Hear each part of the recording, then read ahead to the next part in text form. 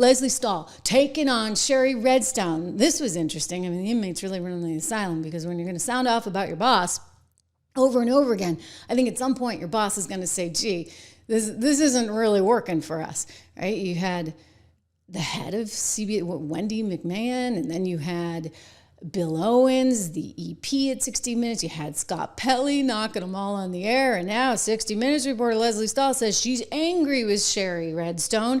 Very angry, kind of furious, because somehow her First Amendment rights are being threatened. And she does not know if basically you can ever have a news division that's for profit again.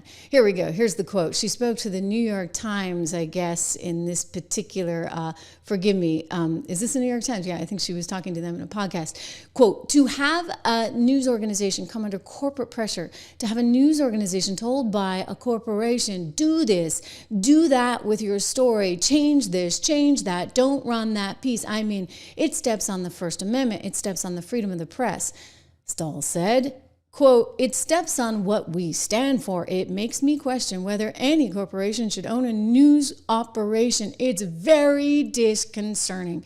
Very disconcerting. But, you know, I'll tell you what was disconcerting. The fact that she was never actually willing to follow up on all those tips about the Hunter Biden laptop, and sat there with a straight face trying to tell one Donald Trump that he was completely misguided and completely wrong, because there was no way that that was anything other than misinformation, right? Fed to you, spoon-fed, courtesy of Rudy Giuliani and the Russians. Remember? Watch. Lesley. And you think it's the biggest issue to campaign on? I think it's one of the biggest scandals I've ever seen, and you don't cover it. You want to talk about... Well, because it can't be verified. You want to talk about insignificant things. I'm telling you. Of course it can be verified. Excuse me, they found the laptop. Lesley. It can't be verified. What can't be verified? The laptop. Why do you say that? Because even the family hasn't... The family on the laptop... Can't be verified. Can't be verified. He's like, what the heck are you talking about? For 5 days, he's gone into hiding. He's preparing for your debate. Oh, it's taken him 5 days to prepare? I doubt it. Okay. All right. So let's get back to the name call. Let's get back to business. Anyway, that was quite a moment. And I would just say this, you know what? That's bogus. I mean, look, I used to work there. Funny, we're talking about Walmart. I can remember once calling Walmart in my CBS Evening News piece a dollar store. Because on Wall Street, that's what analysts refer to Walmart as. It's a dollar store. You just call them dollar stores, and it's one big bracket, right? And you put Target in there and Walmart and the dollar stores in there. And it's because they're sort of discount stores. And I got a call from management saying, oh my gosh, did you just refer to Walmart as a dollar store? You know, they are our biggest sponsor. Indeed, they had a big sponsorship at the time. And I'm like, yeah, that's what they're called. That's like, you know, look, I came from a Wall Street background. That's what analysts call them, all right?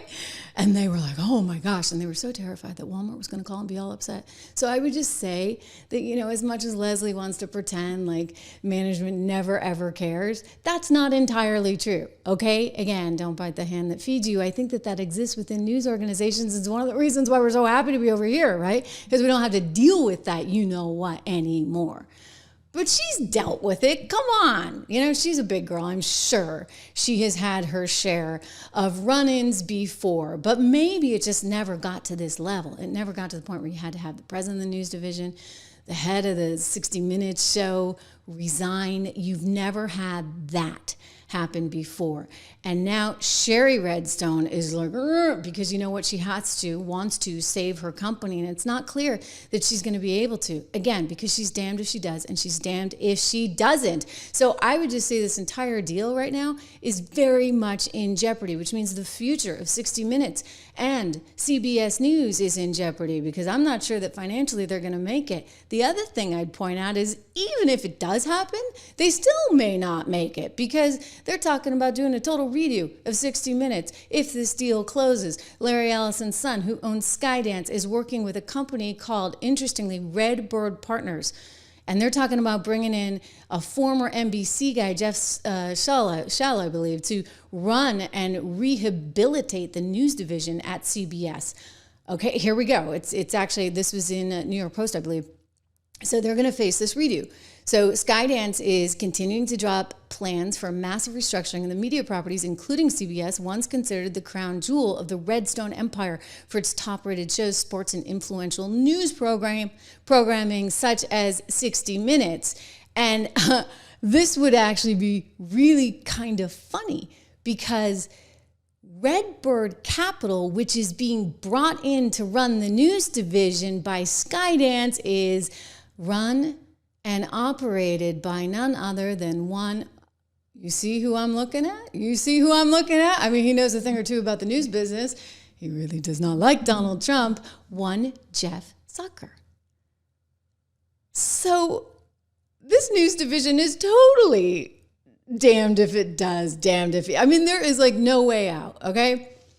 If they do the deal and they settle for $35 or $50 million, Paramount, with Donald Trump for the library or whatever, and maybe they'll throw in some public service announcements they announced too with that. If they do that deal, well then the FCC can come back and say, gee, we're not going to allow for affiliations, all these affiliates. Why are they paying you all these fees? Because your programming is garbage. And you know how we know it's garbage? We got the proof. You just had to settle this deal because you tried to influence a presidential election. Like, they have that on record. So that's a big problem.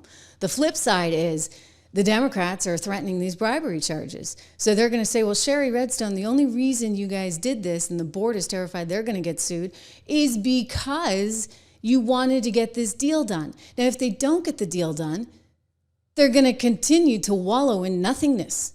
Okay, so they're not going to have any money, they're not going to have any capital, like the place is, kaput.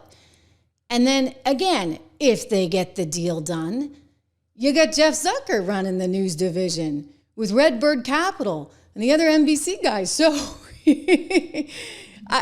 I don't think that's going to go well. You have only to look at CNN. Hey, maybe he's planning some big, revamp that we just haven't thought of yet. But again, I think the action is over here. Is it not? Make sure you subscribe, share, like. Oh, we're top 100 again. What do you know? It's very exciting here on YouTube. Just little old us, right? So the medium is changing. And I do think if Jeff gets in there, he's probably going to make a decision that he's not going to pay the big salaries of Lesley Stahl or Scott Pelley or any of these people. 60 Minutes in and of itself is a worthwhile brand. CBS is a brand, but you're going to have to rehabilitate big time, okay? Because this company is facing a heck of a lot of trouble.